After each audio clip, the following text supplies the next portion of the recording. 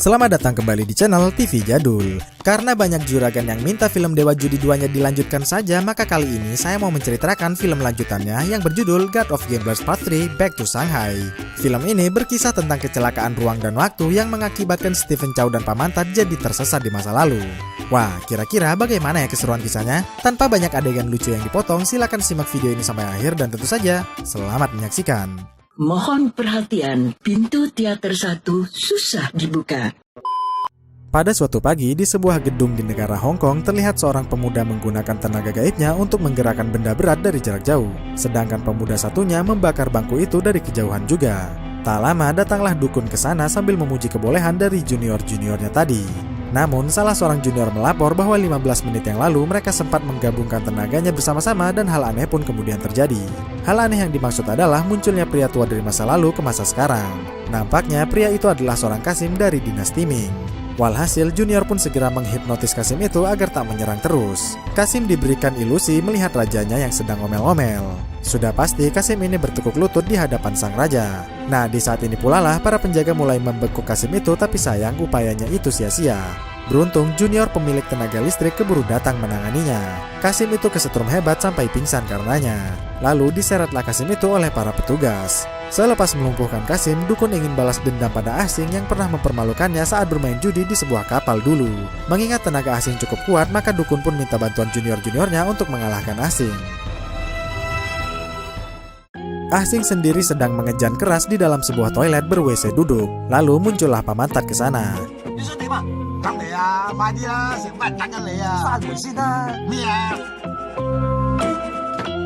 Ternyata asing bukan sedang mengejan, melainkan sedang membuka toples jajannya. Melihat itu, Pamantat mengomelinya serta melarang asing untuk tidak memakan itu lagi. Sebab asing sudah dikenal luas sebagai malaikat judi yang sangat terkenal. Sebagai gantinya, asing disuruh menghisap cerutu saja layaknya pejudi handal pada umumnya. Selepas itu, Pamantat yang juga merangkap jadi manajernya asing mulai memperkenalkan asing si malaikat judi kepada para jurnalis televisi. Dan asing pun mulai memperkenalkan dirinya.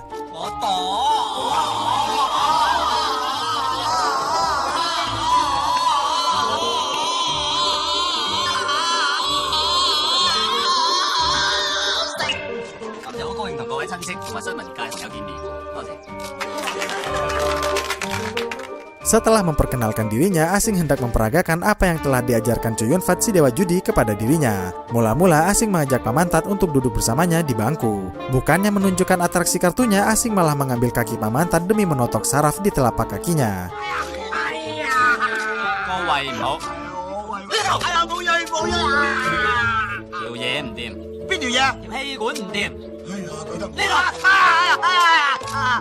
Setelah kesakitan ditotok, Pamantat meminta asing untuk berhenti bercanda karena mereka kan sedang diliput televisi. Namun ternyata asing tidaklah bercanda, karena memang dulu Chow Yun Fat suka menotok kakinya sendiri saat asing masih berguru kepadanya. Meski sebenarnya kebiasaan itu memang pernah terjadi, tapi Pamantat tetap mendesak asing agar menunjukkan keahlian judinya saja di depan para jurnalis ini. Asing yang tak mau jadi populer pun bilang bahwa dulu dia sering memunguti sampah-sampahnya Dewa Judi di setiap malamnya. Mendengar itu, para jurnalis pun membubarkan diri saja. Pamantat sendiri merasa muak pada asing yang sengaja melewatkan kesempatan menjadi kaya dan juga terkenal.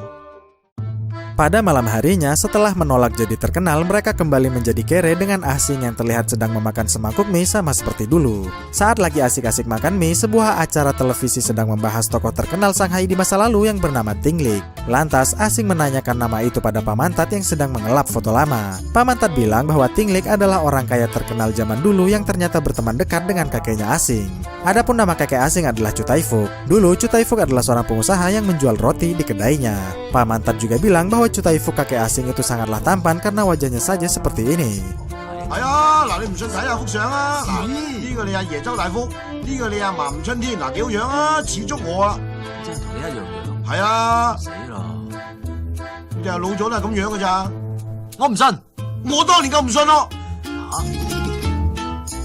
Setelah melihat foto kakeknya, kini asing melihat sebuah buku yang terdapat fotonya Pierre, seorang dewa judi dari Perancis. Di sana tertulis bahwa Pierre punya kekuatan istimewa juga. Anehnya, meski sudah sangat jago begitu, tapi sejarah mencatat bahwa Pierre pernah dikalahkan oleh sesosok pria misterius bernama How Are You. Saat lagi asik membaca, asing menerima telepon dari Charles, mantan pengawalnya Chow Yun Fat dan juga Andy Lau. Charles bilang mau bertamu ke sana karena ada titipan penting dari Chow Yun Fat si dewa judi.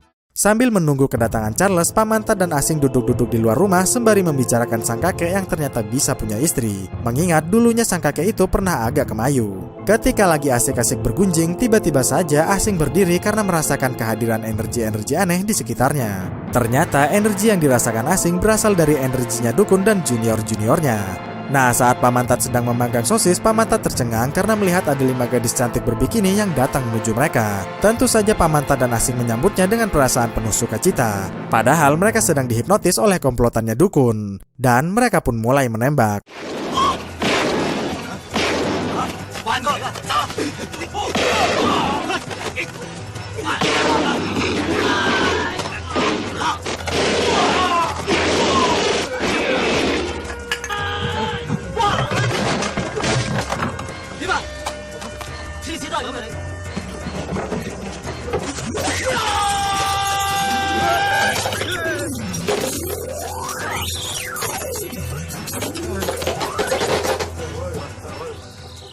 Tak mau kalah, Asing pun juga mengeluarkan jurusnya.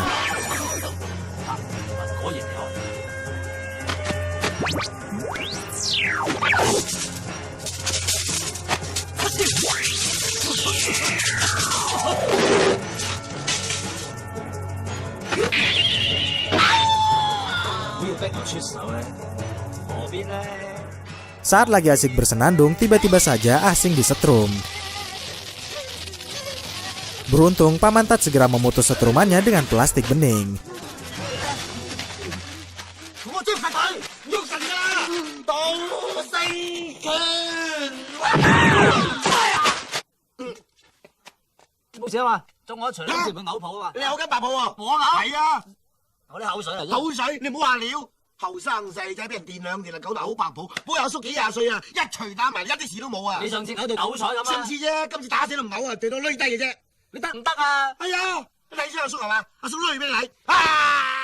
Kemudian Asing kembali diserang yang kali ini oleh pengendali api.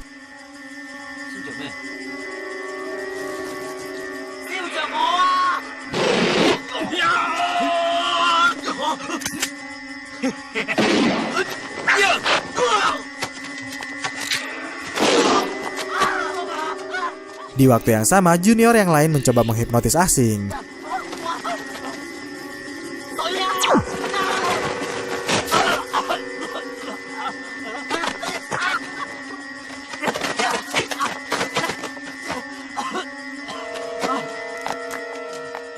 Ternyata itu cuma jebakan. Asing menghipnotis junior itu menjadi seorang hamba raja. Di alam bawah sadarnya, Asinglah yang menjadi rajanya. Lalu Asing menyuruh petugas lain agar membabat habis singkongnya si junior itu.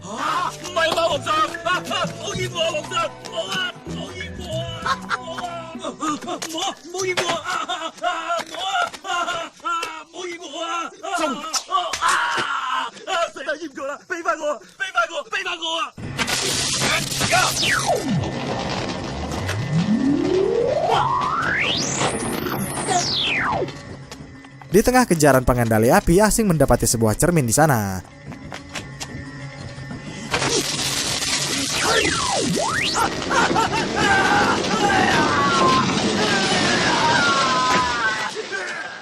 Sementara itu, Charles masuk ke dalam rumah demi membangunkan Paman Tat yang sempat pingsan tadi. Karena Asing masih di luar rumah, maka Charles menitipkan telepon dari Choyun Fat si dewa judi ini kepada Paman Tat saja. Dan Paman Tat pun bergegas mencari Asing keluar. Asing sendiri kabur sampai ke dekatnya helipad. Tak lama, Asing dipanggil oleh dukun musuh lamanya. Asing sama sekali tak takut pada dukun karena memang ilmunya masih jauh di bawahnya. Akan tetapi, junior-junior dukun yang tadi tiba-tiba hadir juga ke sana. Kalau sudah begitu, maka Asing mulai kelimpungan menghadapi tenaga yang berlipat ganda ini. Dukun dan yang lain mengerahkan tenaganya guna memusnahkan Asing. Sedangkan Asing sendiri berupaya keras membentengi dirinya. Tak lama, Paman Tat datang demi mengantarkan teleponnya Choyun Fat.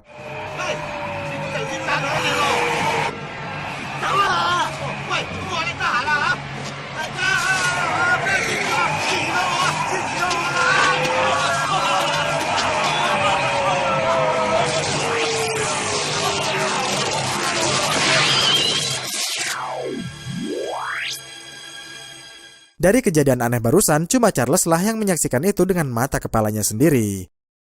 Asing ternyata masuk ke portal ruang dan waktu akibat bentrokan tenaga gaib dari mereka berenam tadi. Hingga pada akhirnya Asing kecebur di sebuah danau.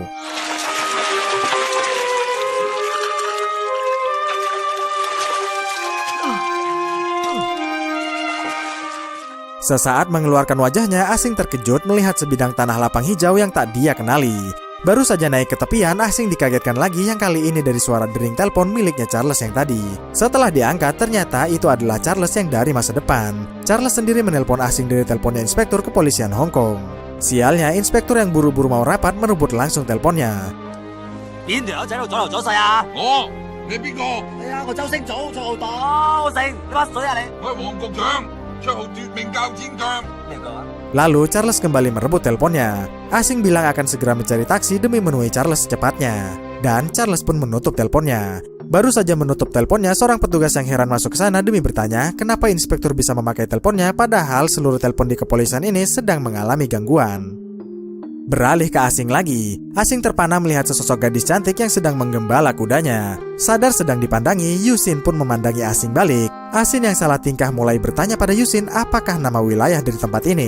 Sayangnya Yusin hanya bisa tersenyum sambil berlalu begitu saja. Selepas itu, Asing yang menyusuri hutan demi mencari orang tiba-tiba kejatuhan roti.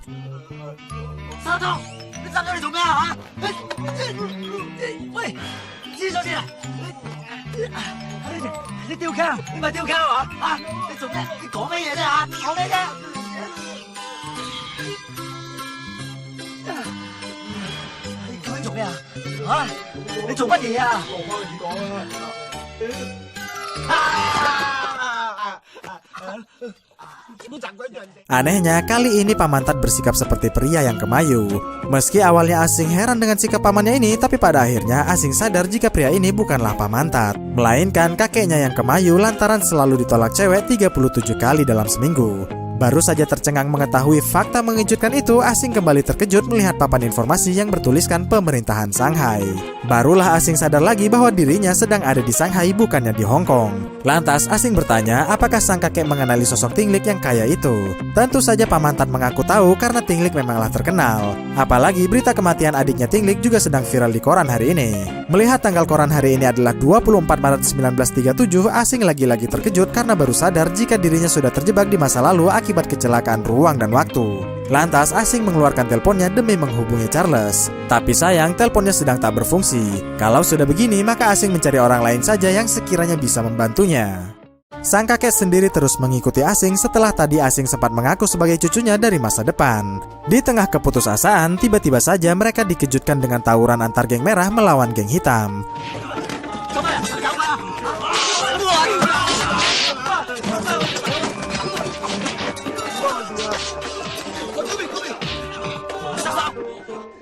Mengetahui dirinya diincar karena warna bajunya, maka Asing pun bergegas kabur. Lalu Asing melepaskan tinjuan mautnya yang pernah membuat Pamantat jadi pingsan. Tapi sial, tinjuan itu tak berefek sama sekali pada anggota geng hitam ini. Walhasil Asing pun dikejar-kejar lagi. Hingga pada akhirnya Asing memutuskan untuk ganti baju hitam saja agar tak diserang lagi. Tapi naas, sekarang giliran geng merah lah yang mengepung wilayah itu. Lantas sambil berbisik, Asing dan Pamantat diam-diam berlalu pergi agar tak memancing amarah dari mereka.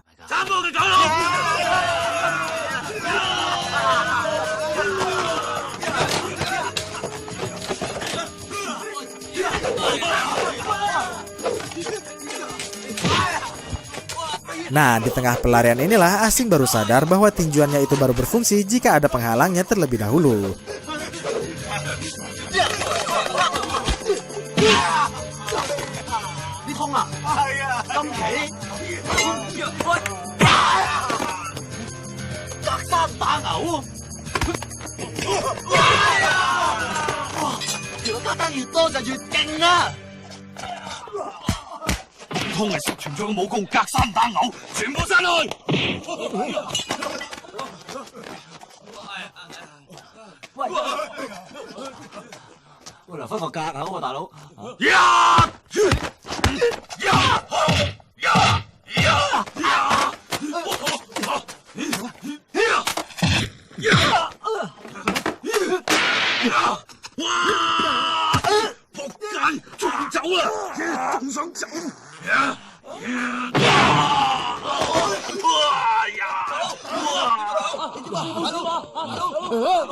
唉，隔住9個呢幕你仲唔爆？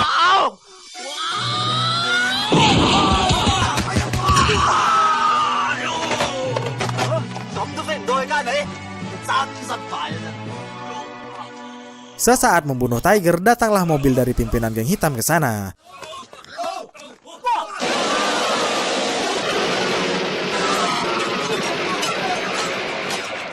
Ternyata pimpinan geng itu adalah Tinglik, pria kaya raya yang Asing ketahui pertama kali dari sebuah acara televisi. Lalu Cing Cing melapor bahwa Tiger memang sudah mati sedari tadi akibat tinjuan dari seorang pemuda. Lantas dihampirilah Asing oleh si Tinglik. Tinglik berterima kasih banyak pada Asing yang sudah membalaskan kematian adiknya. Karena ternyata Tiger adalah pembunuh adiknya Tinglik yang masuk koran itu. Sudah banyak pendekar yang dia bayar, tapi tak ada satupun yang mampu membunuh Tiger yang kuat itu. Kemudian dibawalah Asing dan sang kakek ke rumahnya Tinglik yang terlihat begitu megah. Sesuai dengan sumpahnya, Tinglik memberikan 3 permintaan bagi siapapun yang mampu membalaskan dendam adiknya. Tak mau muluk-muluk, Asing hanya ingin Tinglik mengirimnya kembali ke Hong Kong tahun 1991. Mendengar itu, tentu saja Tinglik tak langsung mempercayainya. Lantas, Asing menunjukkan ponsel masa depannya yang bisa menghubungi orang dari jarak jauh, yaitu Charles. Sialnya, saat itu sinyalnya mengalami gangguan dan hanya makin membuat Tinglik jadi tak percaya padanya. Sang kakek sendiri merengek-rengek agar Asing meminta uang dan wanita cantik saja pada si Tinglik. Tapi Asing yang tak tahan dengan rengekannya tak sengaja mengucapkan kalimat berikut ini.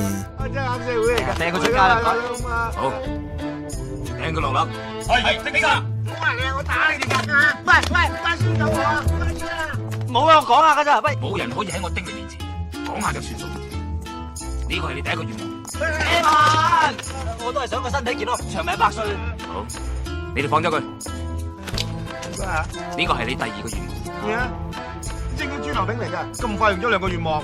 你不如講埋第3個願望，可以了咗我嘅心事。我哋願望咧就要好多金銀珠寶啦，好多靚女啦，好多大隻嘅男人嚟保護我哋啦，4架房車啦，仲哎呀，貪住得個貧啊！你咁貪心係冇結果噶嘛？丁生，其實我好簡單，我嘅願望只係想要得3個願望。好，貪心係人類搏殺嘅原動力。我中意你呢種真小人，好過啲偽君子都唔知幾多百。 Lantas Tinglik melemparkan koin emas kepada Asing. Tinglik bilang Asing bisa datang dan meminta kapanpun padanya asalkan dia tunjukkan lagi koin emas itu. Keesokan harinya di pemakaman adiknya Tinglik, Asing bilang kebelet pipis pada sang kakek. Sayangnya di sana sedang tidak ada pohon rindang yang enak untuk dikencingi. Namun sang kakek menawarkan harta warisan turun-temurun yang mampu menunda hasrat kencingnya itu. Ternyata harta yang dimaksud hanyalah karet gelang yang biasanya diikatkan pada burungnya. Tak lama kemudian datanglah Yusin ke pemakaman itu. Melihat sosok Yusin untuk yang kedua kalinya, Asing langsung merasa terpana. Yusin ke sana ditemani oleh ayahnya yang menjabat sebagai wali kota. 我見過佢噶，我見過佢嚟噶。我哋家傳之寶嚟。好好味啊！我見過着黑衫大帽個女仔。幾時啊？喺你吊頸之前咯，我見過佢。雖然佢打扮唔同，但我認得係同一個人嚟嘅。咁點啊？ Lalu saat Yusin dan ayahnya mengucapkan bela sungkawa pada Tinglik, Asing terlihat nyengir-nyengir pada Yusin, tanda bahwa Asing naksir padanya. Lalu Tinglik memanggil Asing demi memperkenalkannya sebagai pembunuhnya Tiger. 我哋見過㗎啦，我哋好熟嘅點解？乜你哋見過我？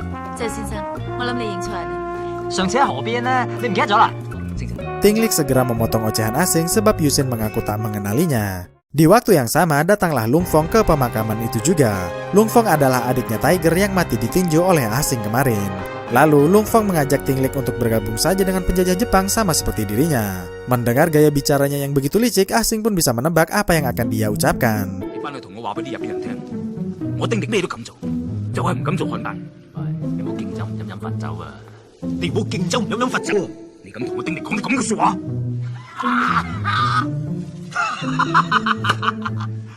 我哋扯，你好嘢，我哋扯。哇，唔犀利嘅，佢想講咩你都知道晒啊！假佬對白好禮擺嘅，我哋個年代部部嘢都係咁講。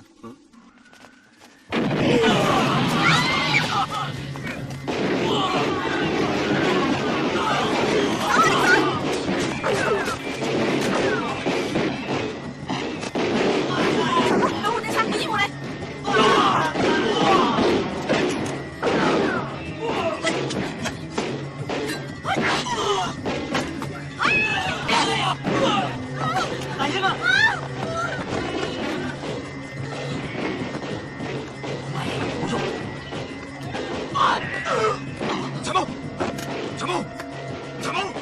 Sebelum tewas, kacung andalannya bilang bahwa di balik bebatuan sana ada senapan mesin. Sialnya, Tinglik tak bisa mengambilnya karena terus digempur.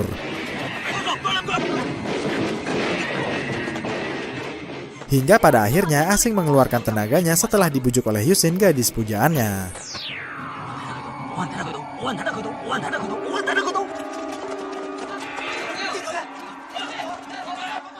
Nah, di saat mereka kebingungan inilah Tinglik mengambil senapan mesinnya.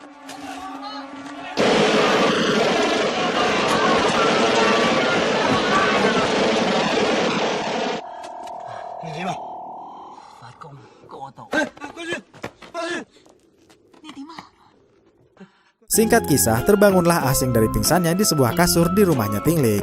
Setelah Asing benar-benar sadar, sang kakek salut padanya karena dia bisa menggunakan ilmu gaib. Bukannya menjawab dulu, Asing malah heran kenapa sang kakek begitu perhatian kepadanya. Ternyata sesaat Asing mengaku sebagai cucunya, entah mengapa sang kakek merasa bahwa itu memanglah sungguhan. Lepas itu Asing bertanya di manakah Yusin berada.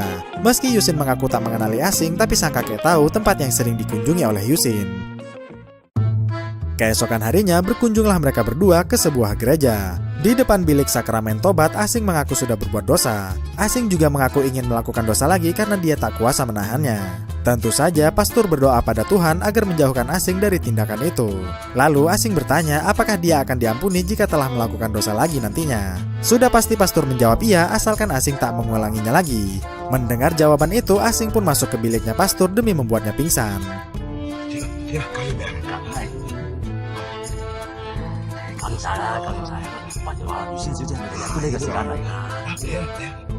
Kemudian Yusin datang bersama Sandra sahabatnya dengan tujuan beribadah, sedangkan Asing tengah mempersiapkan diri di bilik pengakuan dosanya. Lalu Pamantat mempersilahkan Yusin dan Sandra untuk mengambil gilirannya. Sebelum mengakui dosa, Yusin minta Sandra menunggunya di luar saja dulu. Nah, baru saja Yusin hendak mengakui dosanya, Asing yang menyamar berkata bahwa Yusin harus menikah dengan Asing karena dia pernah menyelamatkan hidupnya. 有嘢睇啊！好睇啊！星仔啊，氹女仔一流噶，二仙姑娘信佢十足十啊！乜入邊嗰個唔係神父嚟嘅咩？梗係唔係啦！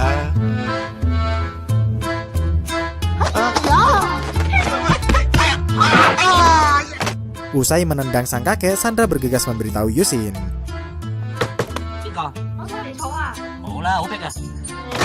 哎呀，你個死色狼啊，扮神父追女仔， 色狼喺邊啊？邊度啊？係咪你啊？ 認真認啊！ 我哋走。 Kemudian Asing berniat menjelaskan mengapa dia nekat melakukan ini. Tapi Yusin enggan mendengarkannya dan berharap Tinglik tak mengetahui kejadian memalukan ini. 我哋係過分啲嘅，俾人鬧添。 我咪仲慘，俾人大腳踢添啊！但唔知點解我好中意佢， 邊個？ 大腳踢我嗰個咯，搞成點啊？ 怕姐都冇希望。 Keesokan harinya digelarlah pesta ulang tahun kasinonya Tinglik yang kaya itu. Tinglik masuk berombongan bersama sang kakek juga. Asing sendiri sudah di dalam bermain judi sambil mabuk. Saat Tinglik lewat, Asing mengaku bisa melihat dadu di balik itu. Asing bilang bahwa nilai dadunya pasti besar, yaitu 14. Namun sebelum bertaruh, Asing keburu tepar dulu akibat terlalu mabuk. Lalu dibukalah dadunya oleh petugas yang ternyata nilainya adalah 14 sesuai dengan apa yang diucapkan Asing barusan. Tinglik sendiri mulai mempercayai omongannya Asing barusan. Tapi tak lama datanglah Walcott ayahnya Yusin demi memberikan selamat atas ulang tahun ke-10 dari kasinonya ini.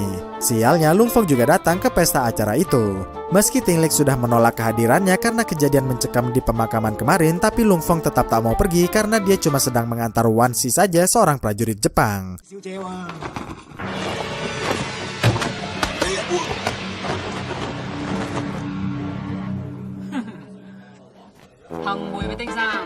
面不紅氣不喘，傳到小姐果然身手不凡，真係佩服。過獎過獎。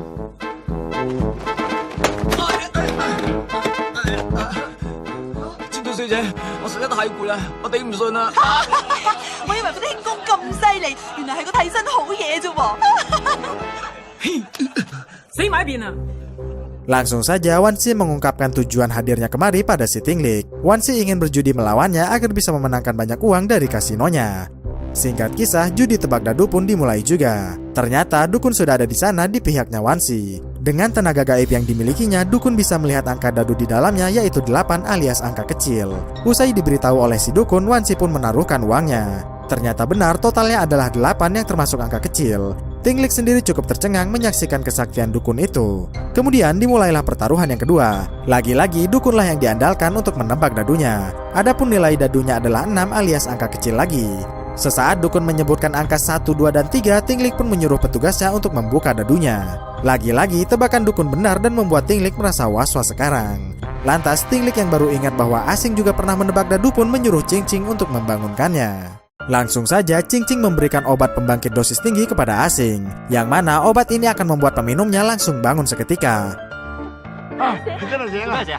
嗰邊有個人啊，贏咗丁生好多錢啊！大軍！哎呀， Sang kakek jadi makin bingung sebab pil kebangkitan saja ternyata tak cukup membangunkan Asing. Namun di waktu yang sama sang kakek menemukan jalan keluarnya. Sang kakek memohon pada Yusin agar mau ikut dengannya sebentar, karena kalau tidak Tinglik bisa mengalami kebangkrutan. Sang kakek hanya ingin Yusin mendekatkan saja wajahnya menuju wajahnya Asing. 星仔，我係月仙啊，你點啊？ 如仙小姐，你錫我啊？不過下次可唔可以啷咗口先？ Sementara itu, Wansi mengejek Tinglik bahwa di hari yang sangat penting ini kasinonya malah mengalami kebangkrutan. Karena tak suka direndahkan, maka Tinglik nekat memainkan satu pertandingan lagi asalkan Wansi mau menaruhkan semua uangnya itu. Dan tiba-tiba saja Asing hadir di tengah-tengah mereka. 我哋行下一段先。點解你仲未死啊？朋友嚟㗎，行啊！ Setelah berduaan, Asing mengenyampingkan dulu permusuhan di antara mereka berdua. Sebab yang terpenting baginya adalah mereka bisa kembali ke zamannya lagi. Namun dukun menolaknya mentah-mentah karena di sini dia bisa jadi orang penting dan kaya raya. 好，你唔幫我亦都唔使知贏嗰啲力。 Setelah penolakan dari dukun itulah Asing mau jadi tukang kocok dadunya Tinglik demi mengalahkan dukun. Beda dengan sebelumnya, cara mengocok dadu Asing sangatlah istimewa.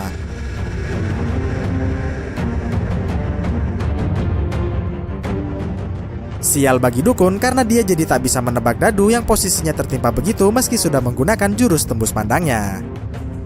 諗完你啊，犀利啊，話埋你聽啦，谷鬼氣嘅真係。大定細呢個鼻息，呢鋪唔好賣。喂，你想做衰女咩？ Karena sudah disindir begitu, mau tak mau Wansi harus tetap bertaruh mengingat gengsi prajurit Jepang itu biasanya sangat tinggi. 好，買晒大。 1、3、4點扮西。啊，好嘢！你估就估錯啫。話埋俾你聽，你都買咗。問篤屎好過問你啦。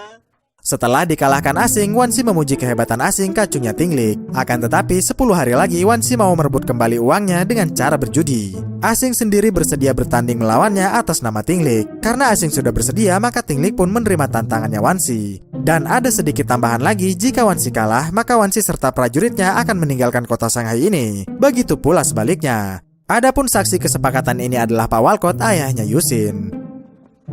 翻住，我3叔啦。你好快就會知。喂喂，大軍！誒，各位，我哋為星仔鼓掌。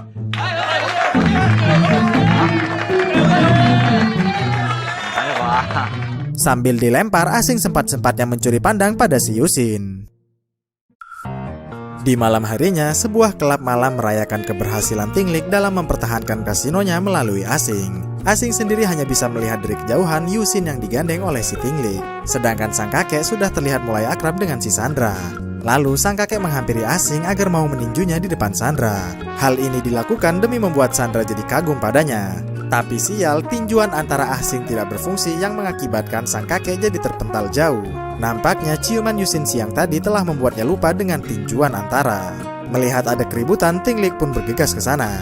Tinglik ke sana demi menanyakan kabarnya sang kakek, tapi karena sang kakek menyenderkan kepalanya ke dadanya Sandra, maka Sandra pun pergi berlalu. Nah, sejak saat inilah Tinglik yang tahu sang kakek sedang naksir cewek mulai menawarkan modal besar untuk mengembangkan usaha rotinya. Lalu Asing usul agar toko rotinya dinamai McDonghong saja, plesetan dari McDonald.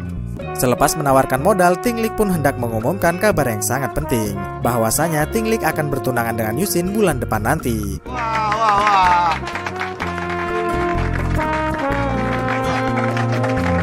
Sing,喂，你冇嘢嘛？喂呀！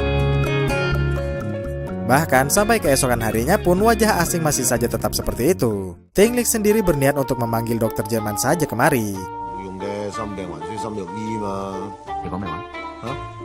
好，我話佢病得咁深，用人參至醫得到啊。Tinglik sangat mengkhawatirkan kondisi asing yang sekarang ini dan rela melakukan apapun demi kesembuhannya. Karena hanya asinglah yang bisa melawan Wanshi prajurit Jepang itu dan berharap bisa mengusirnya dari Shanghai. Usai Tinglik pergi, sang kakek pun berterus terang pada si Sandra bahwasanya asing patah hati setelah tahu Yusin akan bertunangan dengan si Tinglik. Sang kakek menceritakan bahwa asing pertama kali melihat Yusin di sebuah danau. Saat itu Yusin sedang menuntun kuda dan melepaskan senyum manisnya pada si asing. Itulah yang membuat asing jadi baper hingga kesemsem begini. Mendengar itu, Sandra sempat kaget dan seperti sedang menyembunyikan sesuatu. Namun Sandra berjanji akan mempertemukan Yusin pada asing di esok harinya. 咁佢啲功力仲會唔會好翻咧？嗱，梗係會啦。咁好啦，我聽我。唔好啦，我都而家即刻問一問啊！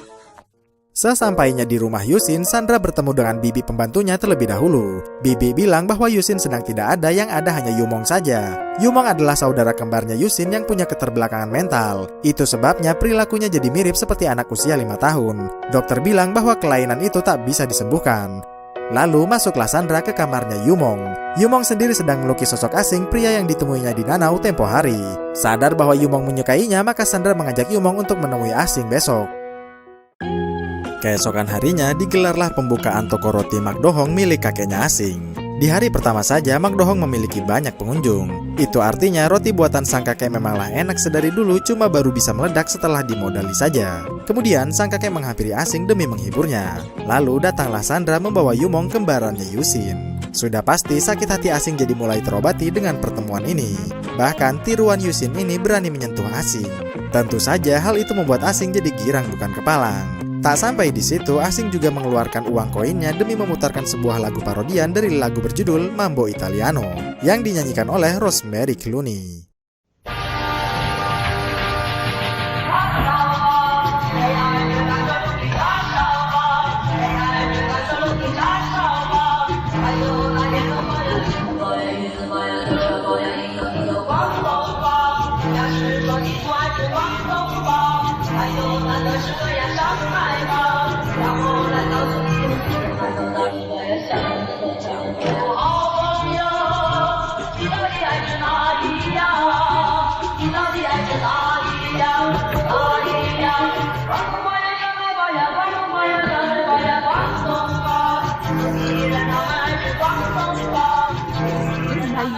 Di saat inilah Sandra membisikkan bahwa Yumong adalah kembarannya Yusin yang punya kelainan mental.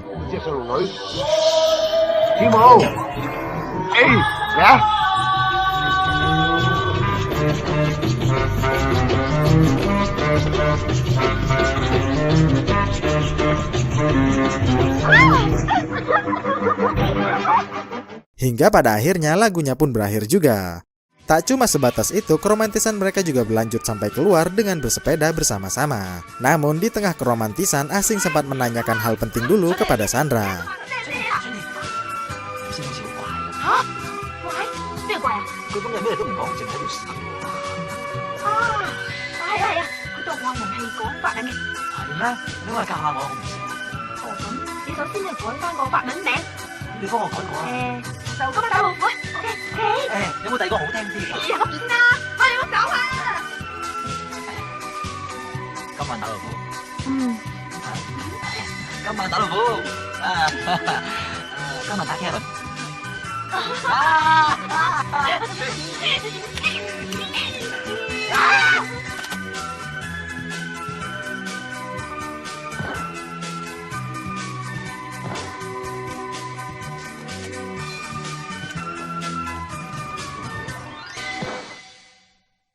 Setelah itu, sepulang dari berkencan, asing dikejutkan dengan Yusin asli yang sudah sampai di sini duluan dengan pakaian yang berbeda.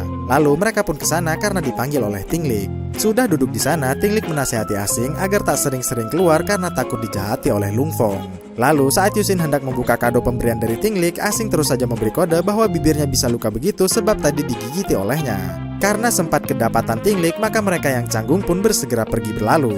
Kemudian saat tak ada Tinglik, asing yang menyangka sedari tadi mengencani Yusin pun bergegas menemui Yusin. 我明嘅，因為丁生喺度，所以你唔好意思同我講咁多嘢，應該嘅。但係你聽日得唔得啊？我哋再出去玩過啊！你講咩？我唔明喎。而家冇人喺度，你唔好咁對我啦。我哋今日咪玩得好開心。請你唔好太過分啦。 Usai ditinggal Yusin, Asing mulai curiga bahwasanya ada dua Yusin berbeda di dalam hidupnya. Tentu saja sang kakek terus menutupi kenyataan itu agar Asing tak kambuh lagi gilanya. Lalu Asing memberikan kepercayaan diri pada sang kakek bahwasanya Sandra akan menjadi istrinya di masa depan nanti. Nah, di tengah obrolan yang begitu serius, tiba-tiba saja ponsel Asing berdering tanda bahwa ada yang menelponnya.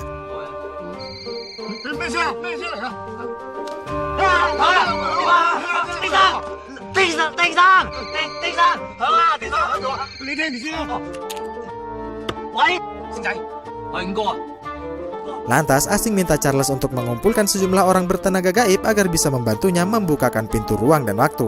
Di saat yang sama, inspektur masuk ke ruangan itu juga demi memperkenalkan alat anti-teroris terbarunya. Sayangnya, lagi-lagi inspektur merebut teleponnya karena menganggap Asing selalu mengganggu waktunya. Tentu saja Asing juga ngegas sebab inspektur selalu ikut campur. Karena ingin segera mengadakan rapat dengan Charles, maka inspektur pun menutup teleponnya Asing.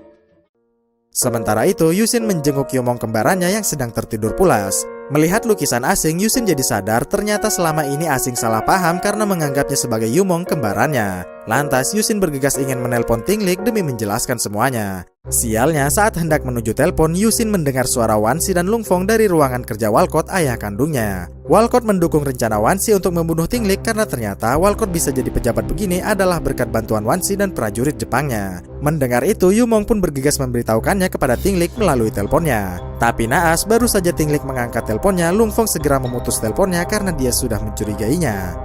你行開，我唔想同漢奸講嘢。我係漢奸，咁你爸爸係咩啊？我爸爸唔係漢奸。啊！你爸爸唔係漢奸，係漢奸啲狗。打我！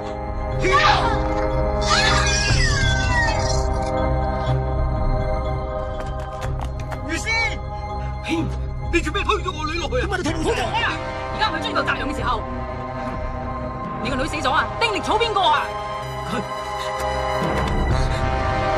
係我個女嚟，有啲弱智嘅。弱智唔緊要，最緊要似魚先。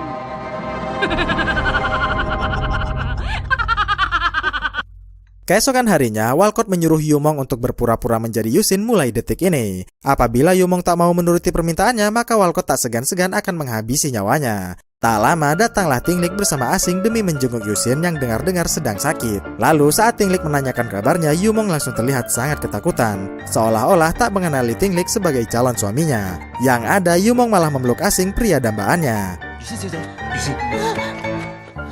雨仙，阿星雖然係我哋嘅好朋友，但係你都唔可以咁做。我諗佢係好唔舒服先會咁。丁生，好。丁生，阿力，丁生，阿力啊！雖然我係玉樹臨風，但係你都唔應該喺丁生面前咁樣樣，你明嘛？唉，我希望你唔好咁過分。求下你唔好咁啦！你對我不冷不熱，我唔知點算好嘅。你究竟想點你話我？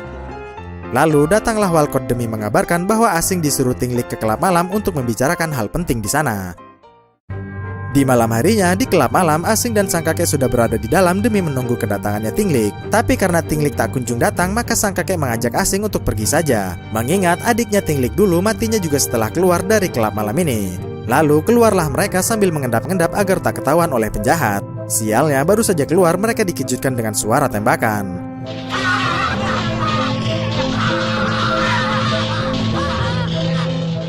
Ternyata itu ulahnya Lungfong. Yang lebih mengejutkan mereka lagi, ternyata si Walcott sudah bersekongkol dengan Jepang. 你都係混蛋，唔係見你咁落個打鑊金嘅。係咯，你唔打嘛，我打。喂，點解你都冇佢哋用價值咯？ Nah, saat Asing mau beraksi, tiba-tiba saja Billy si prajurit Jepang datang untuk menghentikan Asing. 佢就係川島小姐手下嘅第一高手，仙龍流先生。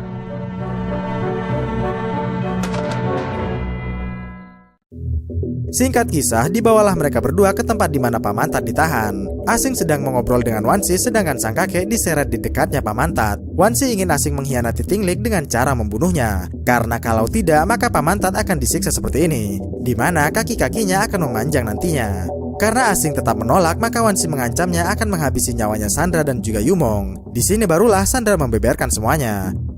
阿星啊，你唔好信佢哋啊，佢唔係魚仙啊，佢係魚夢啊，佢得5歲至生噶咋。講咩話？孖生姊妹嚟嘅，丁力中意嗰係家姐，你中意嗰係白姊妹。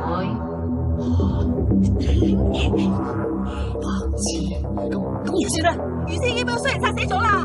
Karena sudah berada dalam kondisi yang serba sulit seperti ini, maka mau tak mau Asing harus menuruti permintaannya Wansi. Lalu Wansi pun membuka ikatannya Asing menggunakan katana.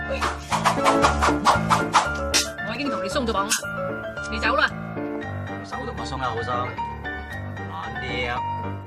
乜冇斷到咩？你話人哋係鬆綁。 Usai dilepaskan, Wansi kembali mengingatkan bahwa tugas mereka adalah membunuh Tinglik. 其實你夾硬要我咁做冇用，我根本就落唔到手。係咯。你一定催眠你自己，整到自己好憎丁力，咁咪落到手咯。咩催眠？你跟我講啊嚇！我要殺死丁力呢個仆街！炸死丁力個仆街！ Usai menjelaskan perintah membunuhnya Wansi tadi, Asing pun duduk dulu. Tapi melihat sang kakek mau beraksi, maka Asing pindah duduk dan membiarkan Tinglik duduk di kursinya tadi. Agar aksi kakek tak terdengar, maka Asing mulai memainkan musik dengan suara yang keras. 一定唔可以輸。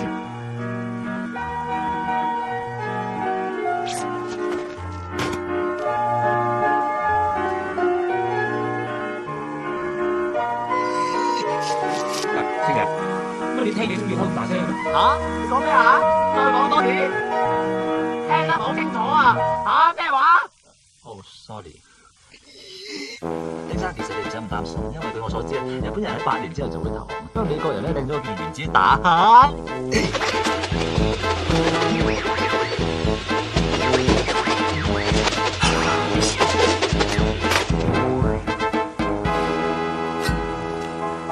榴料好硬啊！食啲唔食啲啊？食得。你有咩要同我講啊？大少，你杯牛奶已經放咗喺書房啦。 Mengetahui ada segelas susu di ruangannya, maka sudah pasti sang kakek mengendap-endap ke ruangannya demi menuangkan racun Jepang yang sangat mematikan itu. Tak lama masuklah Tinglik dan Asing ke ruangan itu juga. Kemudian Tinglik mengucapkan satu kalimat penting yang akhirnya membuat Asing jadi ogah membunuh Tinglik. Meski Tinglik mencintai Yusin, tapi Tinglik yang tahu jika Asing naksir Yusin pun bersedia merelakannya pada si Asing. Karena baginya wanita itu tak lebih penting dari seorang sahabat yang mampu menentukan nasib Shanghai ke depannya. Tentu saja Asing jadi tak bisa berkata apa-apa lagi. Padahal sang kakek sudah menaburkan racun ke dalam gelasnya. 丁生，我啲口乾，俾我飲啖先啦。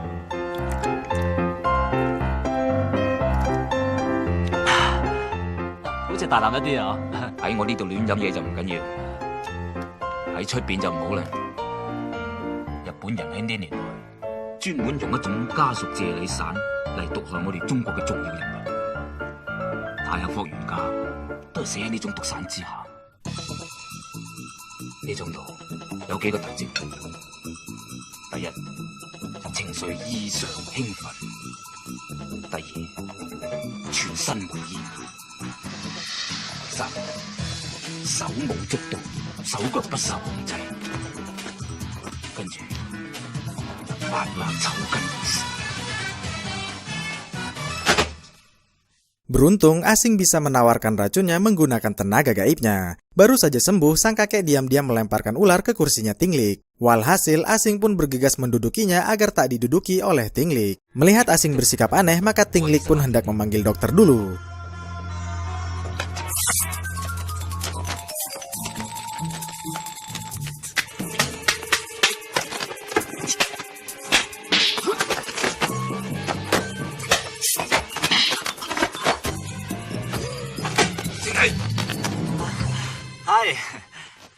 我打呢條皮呔好似好款啲咁啊！有埋嚟，唔好出面鬼鬼祟祟。有冇搞錯啊？做乜唔殺佢啊？星仔，你係咪變咗支俾日本人？ Pada akhirnya Asing berterus terang padanya bahwa Asing tak punya pilihan lagi karena Sandra, Yomong dan pamannya sedang ditawan oleh Jepang. Asing juga bilang bahwa Yusin punya kembaran yang bernama Yumong. Hal itulah yang membuat mereka jadi sempat salah paham kemarin. Adapun Yusin sudah tewas terbunuh oleh Lung Fong si pengkhianat itu. Karena kondisinya sudah serba salah begini, maka Tinglik rela dibunuh oleh Asing, yang penting mereka semua bisa selamat dari Jepang. Kalau sudah membunuh dirinya, Tinglik mohon agar Asing membunuh Wansi dan Lung Fong juga sebagai pembalasan kematian dari Yusin. Sayangnya Asing tetap tak bisa membunuhnya karena Tinglik sudah sangat baik kepadanya.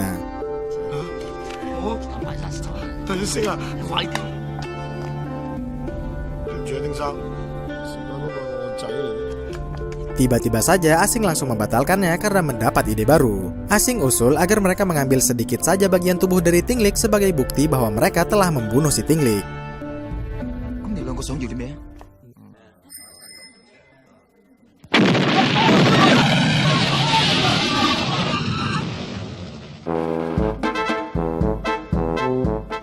Tinglik, 佢就剩返呢棚牙。 就死剩啲棚牙。係啊，我哋炸到佢粉身碎骨，三文治都賣咗啦。川島小姐啊，唔該你放翻我個仔，唔好咁樣出天佢哋啦。川島小姐，千祈唔好放佢哋啊，丁力未死㗎。 Karena sudah ketahuan berbohong, maka mereka pun dipenjara juga di sebelahnya Sandra dan Yumong. Asing sendiri sudah merasa hilang rasa alias ilfil kepada Yumong yang punya kelainan mental ini. Dan mereka berdua pun digelandang masuk ke penjara, padahal Yumong sudah mulai bisa memanggil namanya Asing. Di dalam sel, sang kakek menyesalkan Asing yang tak mau bicara pada si Yumong. Asing sendiri punya alasan karena Yumong bertingkah seperti bocah 5 tahun. Di tengah adu mulut, tiba-tiba saja Yumong memanggil namanya. 你唔好喊啦，你唔好喊啦，唔好喊啦，晶仔會喊啊，晶仔。 Mengetahui itu, barulah Asing mau bicara kepadanya. Yumong, 晶晶， Yumong， 晶晶。 唔使驚。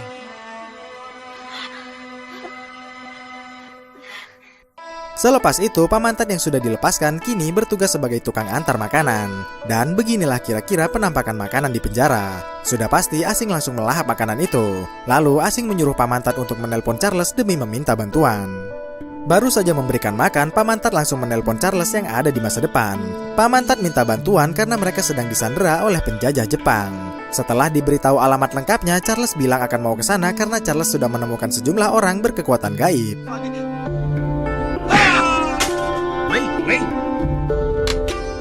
Sementara itu, Asing menggunakan tenaga gaibnya untuk menghipnotis penjaga penjaranya agar membukakan pintunya. Setelah mendekat, sang kakek langsung menghajar penjaga itu sampai pingsan. Dan mereka pun bisa segera melarikan diri dari sana. Di tengah pelarian, mereka bertemu lagi dengan Billy. Lantas, Asing menyuruh mereka bertiga untuk pergi duluan.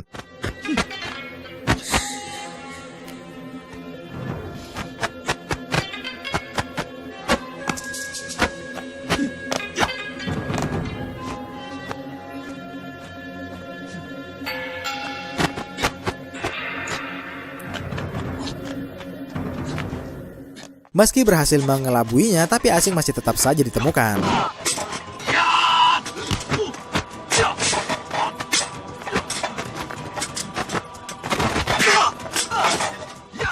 Lalu Asing mencoba menggunakan hipnotisnya.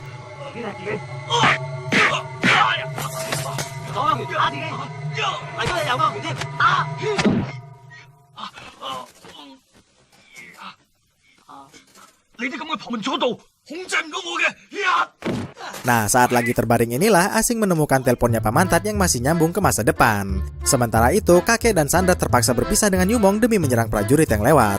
Kembali ke Asing. Asing terus saja diomeli inspektur sebab gara-gara dialah Charles dan pasukannya pergi entah kemana. 我而家俾人用立耳信息鎖鎖住，就嚟頂唔順啦！立耳信息鎖咁濕碎，你而家豎起兩隻手指，45度角往上插。點啊？插唔插到佢對眼啊？哎呀，冇啊！我淨係插一隻鼻窿咋。咁你就畫啦，畫晒佢企出嚟。得咗啦，睇得啦。Menganggap Asing sudah menang, inspektur kembali menanyakan di manakah Charles berada. 哎呀，我又中咗佢招霹靂追魂鎖啊！咁勁抽，咁就唔可以紙上談兵啦。膊頭有化嗰啲全部入晒嚟。有乜辦法破佢啊？ Inspektur minta anggotanya memperagakan kuncian itu agar bisa menemukan jalan keluarnya. 幾啊？阿 Sir 啊，我諗住要投資偷圖啊！哎呀，偷圖啊！偷圖啊！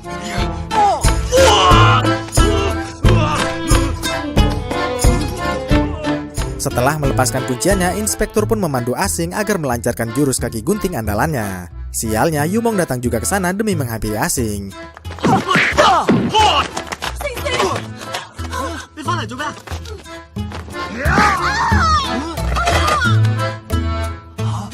打我好啦，你夠膽打佢？呀！我剪你個教㗎，啱啱教你個剪㗎。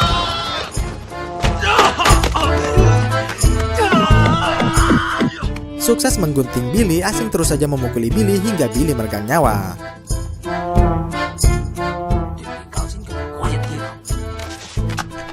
Lalu Asing menghampiri dan menenangkan Yumong yang sedang cedera.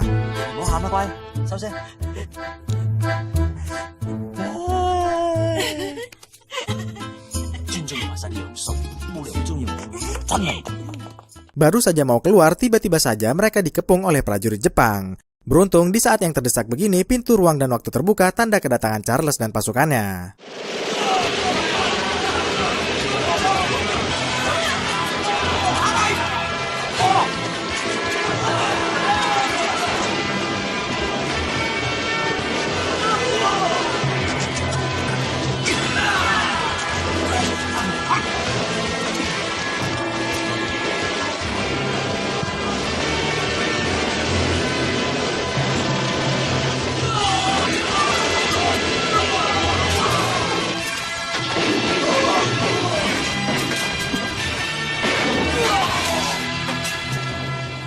Usai membunuh semuanya, Charles ingin menjemput Asing kembali ke zamannya. Tapi Asing menolak berangkat bareng dengan mereka karena Asing sudah berjanji untuk berjudi demi Tinglik. Meski begitu, Charles tetap akan berusaha membuka pintu ruang dan waktunya sesaat Asing beres berjudi nantinya.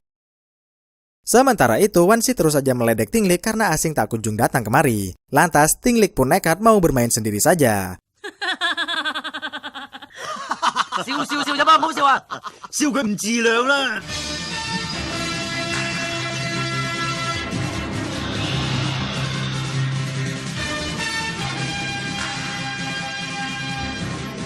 把钱，小心，把儿唐时帮我照顾住保险，知道？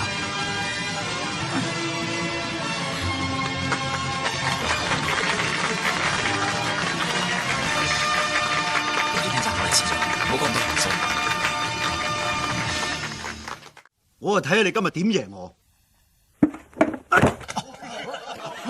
做咩？邊個話你今日同佢賭啊？你仲未衰夠，拉開！我唔同佢賭，邊個同佢賭啊？橫掃法租界，馳名中外，號稱從未輸過嘅法國賭神 Pierre Cazon。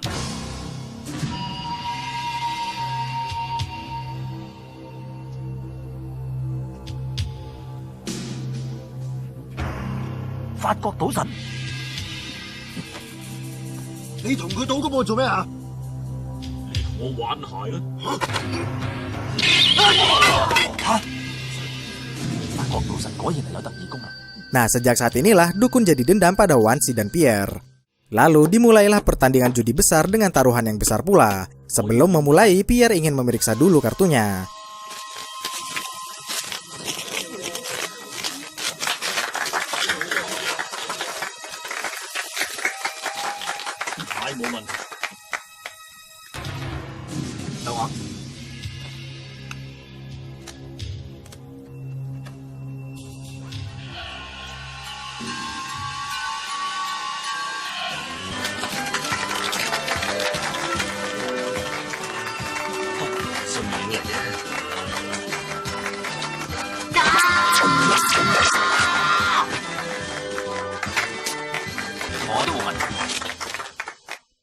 Usai memeriksa kartu, mulailah petugas membagikan kartu-kartunya pada mereka berdua. Uniknya, baik Asing maupun Pierre sama-sama punya kartu as dan juga angka 2. Yang lebih unik lagi, kesamaan kartu itu bahkan sampai ke 5 kartunya. Mengetahui itu, Asing pun mulai mengubah kartunya menggunakan jurusnya. Sialnya, foto Fadli si sutradara lah yang muncul di sana. Hal ini bisa terjadi karena tenaga Asing dan Pierre sama-sama besar.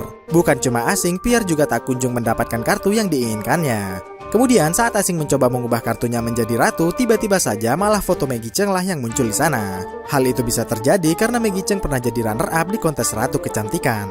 Pierre dan Asing sama-sama mengerahkan kekuatannya untuk mengubah kartunya. Pada akhirnya, goncangan tenaga mereka pun terjadi dan menghasilkan kartunya Pierre jadi kosong melompong.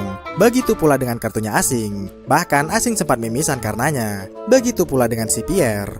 Karena kartu mereka sama-sama jadi kosong, maka mereka pun setuju untuk mengulang lagi kocokan kartunya. Asing bilang bahwa kekuatannya dan kekuatan Pierre sudah sama-sama hilang sekarang. Maka dari itu, setelah ini Asing hanya benar-benar bisa mengandalkan nasibnya saja. Di pertandingan kedua, setelah 2 kartunya dibagikan, Asing menaruhkan seluruh uangnya demi mengganggu mentalnya Pierre. Padahal kartunya sedang jelek. Lalu dibagikanlah lagi kartu-kartu berikutnya, di mana kartu Pierre berpeluang menjadi Royal Flush, kartu tertinggi nomor 1 di judi poker. Sedangkan kartu Asing paling cuma jadi 2 pair saja. Lantas Lung Feng mulai meledek Asing. Asing yang emosi jadi nekat untuk mempertaruhkan kepalanya Lung Feng dengan kepalanya. Karena Pierre mengangguk, Wan Xi pun setuju untuk mempertaruhkan kepalanya Lung Feng. Meski Lung Feng sempat keberatan, tapi Wan Xi tetap pada pendiriannya, apalagi kartunya Pierre berpeluang menjadi Flush, bahkan bisa jadi Royal Flush. Lalu dibagikanlah kartu terakhirnya untuk mereka berdua.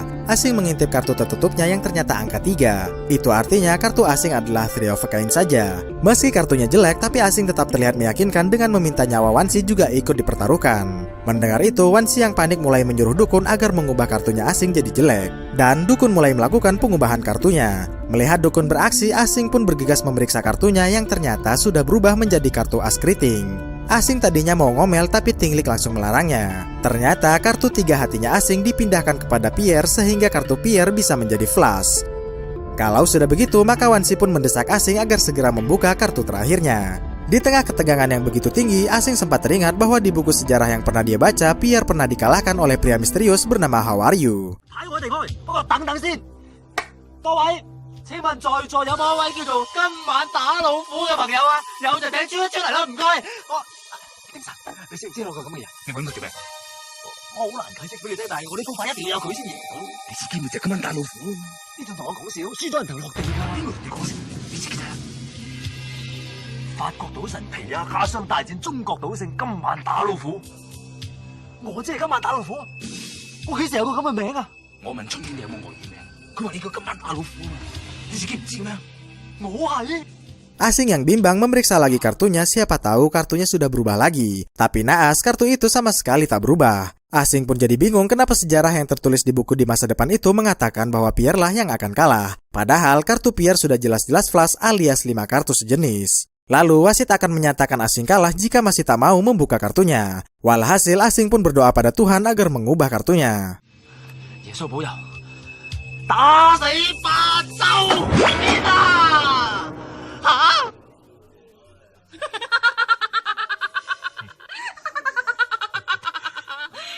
你想係3啊？我呢隻只係3啊！真係3啊！嚇！煙女積2-3大唔粗啤大咧嚇？佢係拖啤，你煙女積2-3，梗係佢贏啦。多謝你啦！分咗錢唔數。 Saat Wan Xi protes pada dukun, Pierre tiba-tiba mati karena jantungan.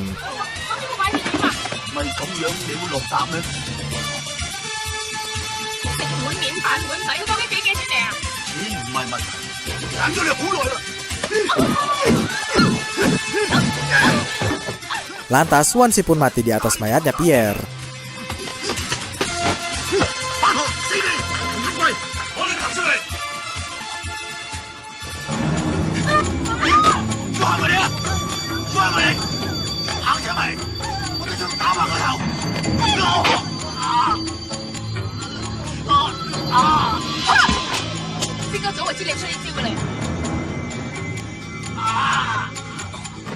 Lalu Lung Feng pun tewas dengan tembakannya Tinglik.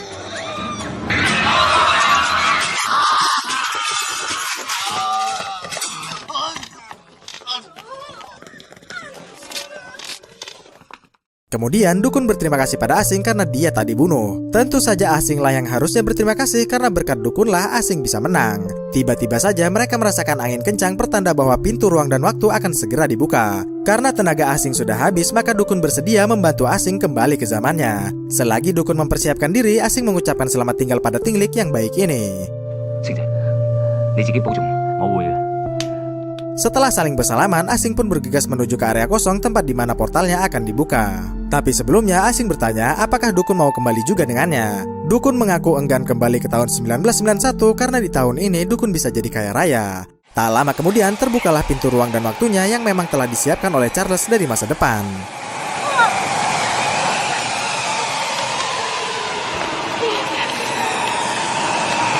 跟我走，雨夢，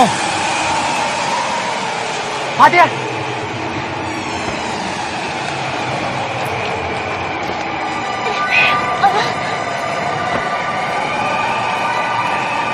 你真係要帶佢走？係，我要帶佢翻去90年代，將佢醫翻到同正常人一樣。 Sialnya saat sedang proses perpindahan, tiba-tiba saja Yumong menjadi tua. 唔得啊！做咩？你踢佢！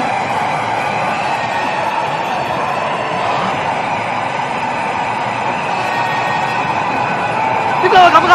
佢係30年代嘅人，你帶佢去90年代，佢會老死㗎！快啲推開佢啊！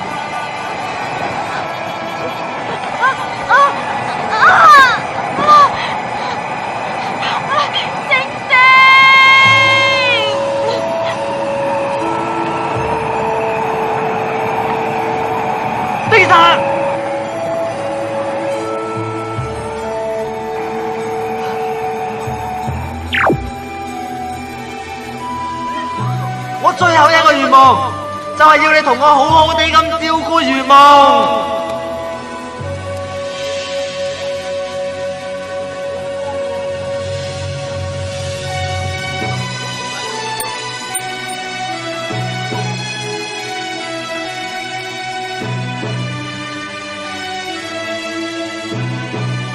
你放心，我會好好照顧佢。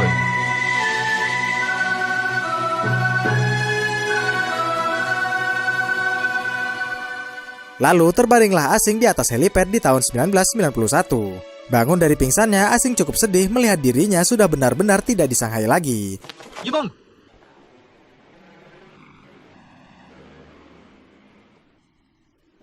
Yang lebih membuatnya sedih lagi, foto-fotonya bersama Yumong tiba-tiba lenyap begitu saja.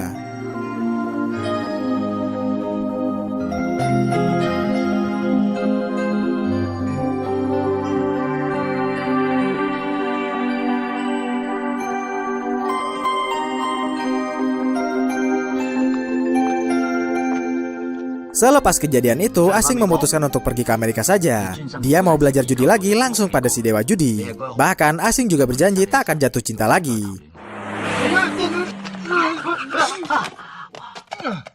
Ternyata itu adalah Yimong, gadis dambaannya sejak di film All for the Winner.